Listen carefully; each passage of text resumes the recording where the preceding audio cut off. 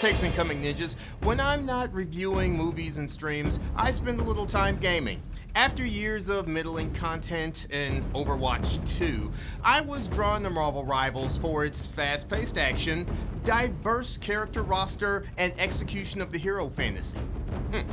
How'd that get in there? Well, with much experience, but little mechanical skill, and even slower reflexes, I want to disabuse those at the beginning of their journey of a few misconceptions created by the higher-ups.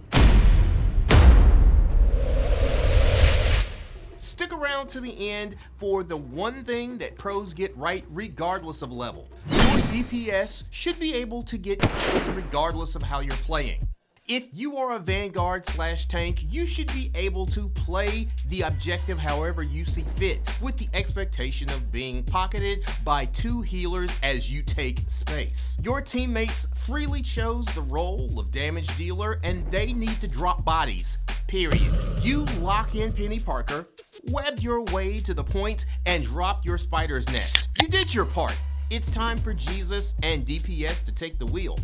Damage dealers have all the mobility, so it should be easy for them to find healing packs while you suckle from the teat of the nearest strategist who you will desperately try to shake line of sight from. Marksmen expect you to hug corners, taking cover like some bitch, while they dash for off angles to get around shields, defend against flankers, flyers, and Captain America now that people realize he doesn't suck balls. Their damage is completely divorced from you and your healers. If anything, they should facilitate your playstyle, you altruistic godman. The fact that they're pleading with you for shields and heals exemplifies the skill diff. Resources are for frontliners, bitch. You should uninstall. Storm and Iron Man. What harm could they pose from so far away? Both Iron Man and Storm have the type of damage that hits like acid rain. It's annoying and it will mess up your paint job. If you must counter this annoyance, refrain from allocating more than one person to the task. It's a well-known fact that the aim of a gold Punisher from 35 meters away is more than enough pressure to keep a high flyer honest and running for cover. Let your boy handle the light work. They have 3 hours on Hela. 2-tapping headshots should be second nature by now. In the end, it's gonna take more than a couple of buffs to make Storm S tier. High ground is for chumps. You might think capturing an elevated vantage point with natural cover is a great idea just because it's what every military leader has done since the beginning of time. It forces an enemy to engage you completely exposed like a spread eagle French strumpet. But there is something that you and I know they don't. That's a pussy maneuver. It is always better to immediately run to the point in full force before it unlocks. This will ensure an optimal view of the enemy as they advance. I mean, unless they take high ground. Where others see a kill box, you see a power square, with the corners representing the tenets of mine, I licked and claimed it, and of course, no takesies backsies. This is typically the best course of action. I mean, it's not like a window in the sky is going to open up and rain down explosive rounds while you stand in the open with a thumb up your ass.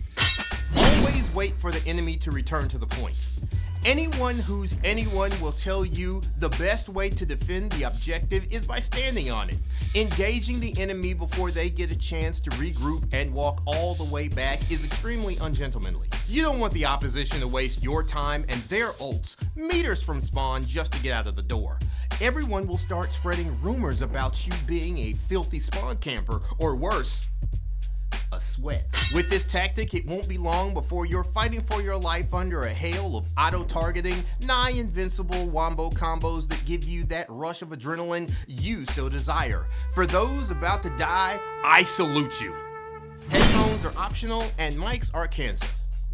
The dude that stays silent through the entire match only to pop off about other people's failures during the opposition's MVP clip is the coolest person in the lobby. Only a bitch and people who want friends use comms. You're a lone wolf. And this isn't some therapy circle where we just air our feelings. If you have an idea about how we can achieve victory, treat it like childhood trauma and keep it to yourself. The culmination of an effective fighting force should be governed by fate. Fuck all this strategy and trust that random strangers can come together in unison during the heat of overtime. You remember how well it worked when your girlfriend wanted you to read her mind? This is that, times 6. Muted. Nobody wants to hear your callouts, Jake. Oh yeah, that Black Panther in your back line that you can't hear because you're using 2-channel speakers instead of surround sound headphones? He's just a diamond one trick with 100 hours. I'm sure your healers have things covered. They'll give you a ping if shit gets squirrely.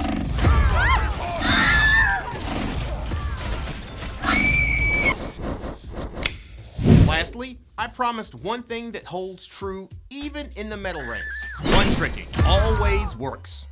Work hard to get good at one hero and you will dominate. When the opposition is caving your soul in from every orifice like your Angela White stunt double, stay the course. You are not being countered. There is a skill diff between their team and the rest of yours.